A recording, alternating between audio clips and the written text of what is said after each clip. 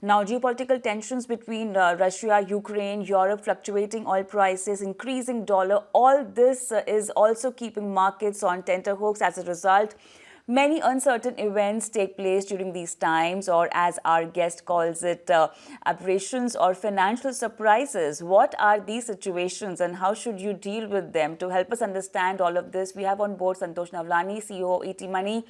Santosh, good evening. Welcome to the show. So, we'll be talking about surprises in the year so far. Are these positive surprises, or we are talking about a mix of positive and negative surprises? Hi, Kavita. I think it depends on how your position, how your portfolio is positioned, is how you would perceive these as positive and negative surprises. I think more than positive and negative surprises is actually about lessons we can keep learning and relearning, which we tend to forget in good times. And I think right from March 2020, end of the month, till good part of 2021, it was a one-way rally in the markets, and not just in markets, but across asset classes where people made a lot of money. I think these kind of events which happen and a year becomes a kind of year full of aberrations is actually a good time to revisit investment fundamentals and how sometimes traditional wisdom of investment may not hold true is what these kind of years teach us, is how I put it.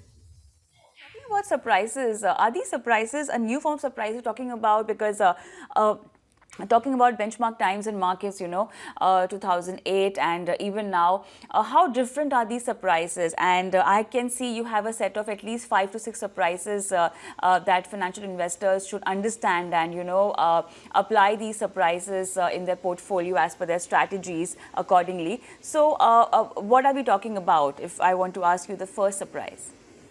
Yeah, so Kavita, before we come to the first surprise, what is important to understand is, ultimately, financial markets or economy, they actually give rise to some kind of extremes in every market scenario. The extremes can be pessimism, extremes can be optimism or irrational exuberance, and how they manifest in terms of returns and risk equation on different asset classes varies each time. So reason can be different. Sometimes it can be global financial crisis. Sometimes it can be inflation. It can be exacerbated by the Russia-Ukraine war for the sake of it, or any other event which may just pull the world back to this original position.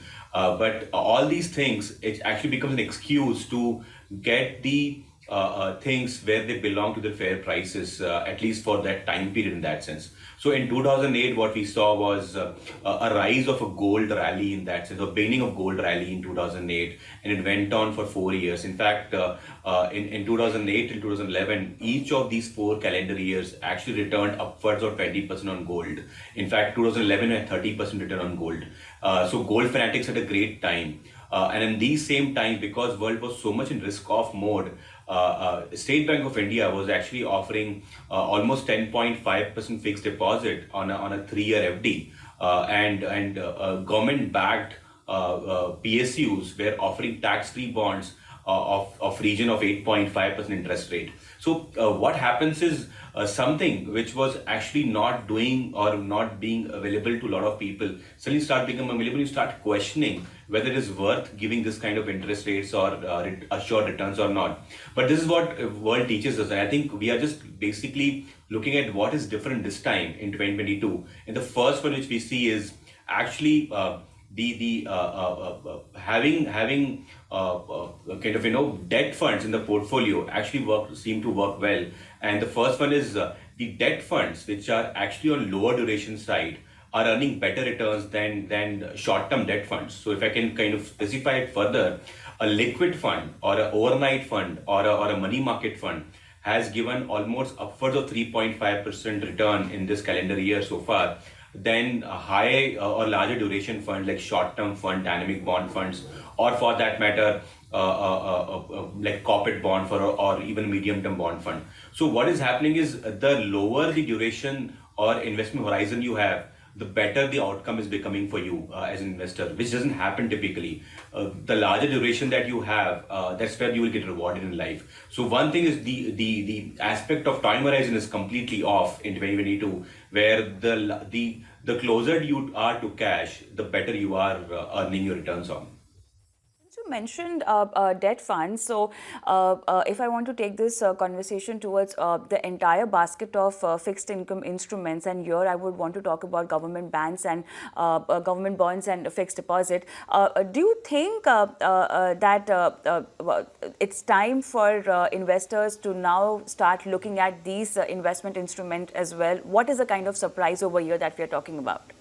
Yeah, so for one thing which is quite surprising beyond short duration, or the lower the duration you have in a portfolio, the better it is that for the first time that at least we can look in things is the government of India bonds are actually yielding more than private sector bank FDs. Now, typically, you would trust the sovereign more and possibly be happy to settle with a lower interest rate than actually lending your money in the form of fixed deposit to private sector banks.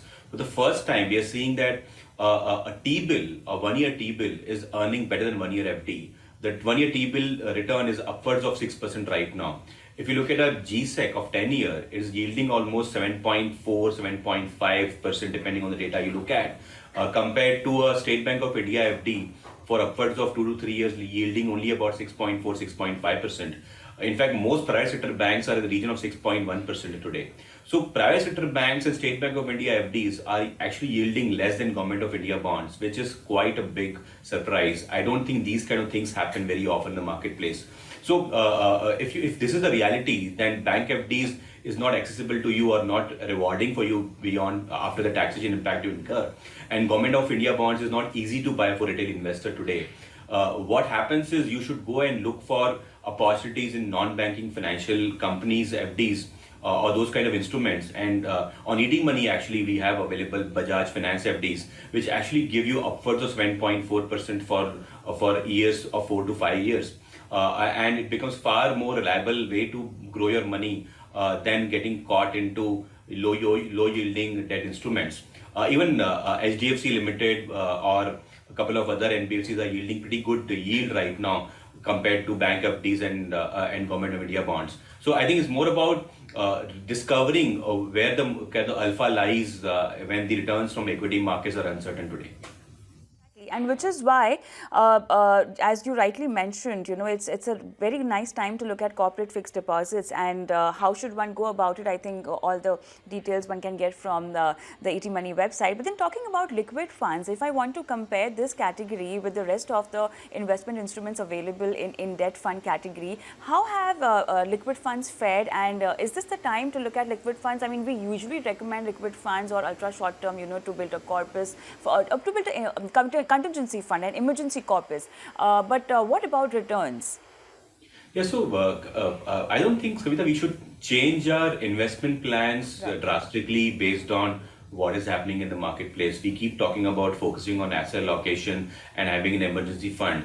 Now, liquid funds returns are variable in nature. They will always be linked to, in some form or the other, with the repo rate and the prevailing short-term interest rates in the economy. So when the liquidity was abundant and the interest rates were towards the lower end of the side historically in 2021 and good part of 2020, liquid funds yielded up less than 2% or even 2.5% very, very rarely for some kind of quarters or months in that sense.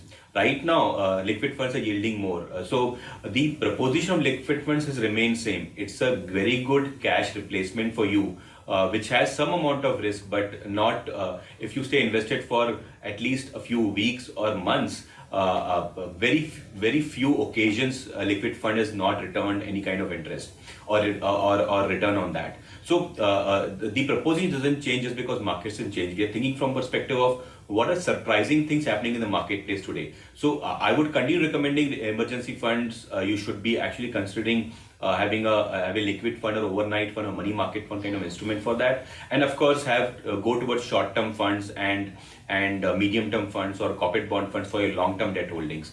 I think fundamentals don't change. It's about taking a pause, looking at the surprising data and learning from it how you should not get carried away with what the market narrative may be at some point of time to modify investments randomly.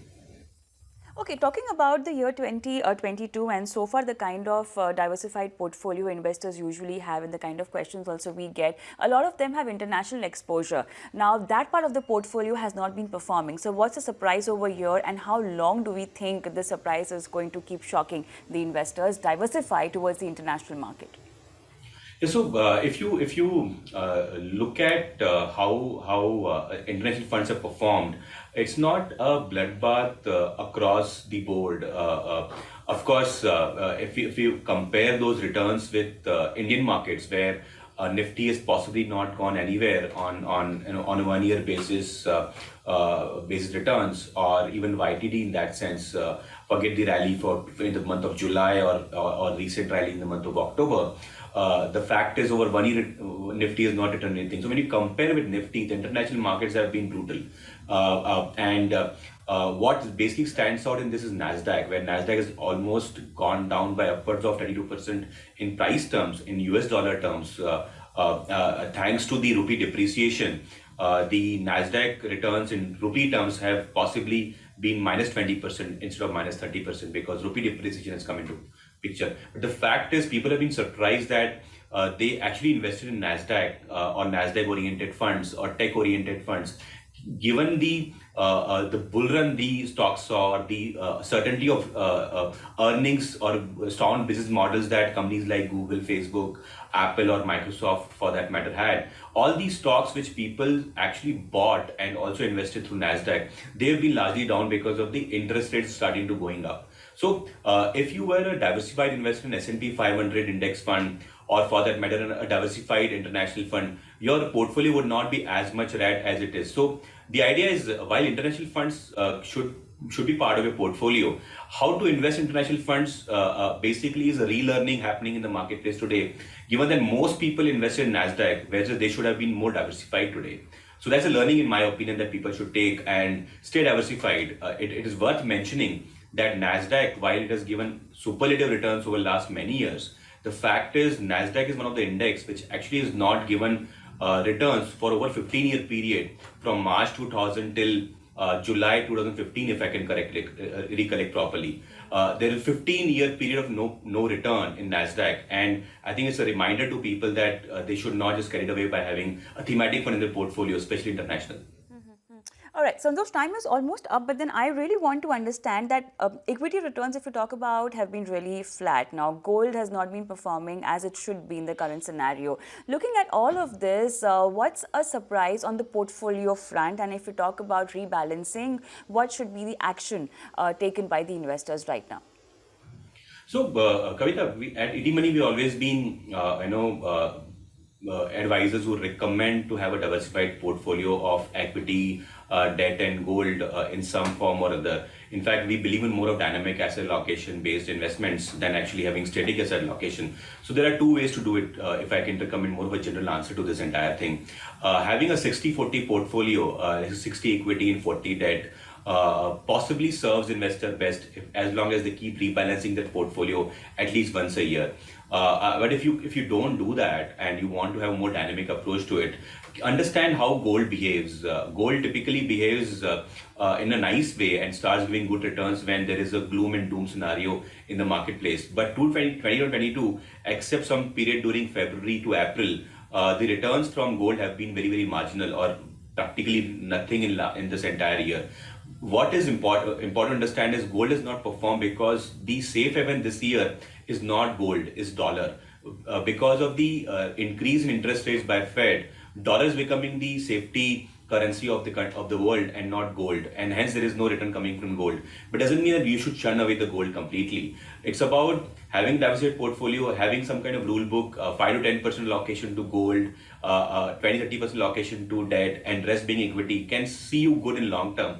But when in the current scenario, interest rates in the country, the risk-free return on GSEC is 7.6, 7.5. It doesn't make sense to be a lopsided equity portfolio, even if market might tell us that there's a rally beginning in the marketplace today. So I would say stay diversified across asset classes is what the mantra should be for all the times, not just 2022. All right, so these are the important steps one should be looking at to avoid the kind of surprises we just discussed. Thank you so much, Santosh, for being on the show and explaining all of this to our viewers.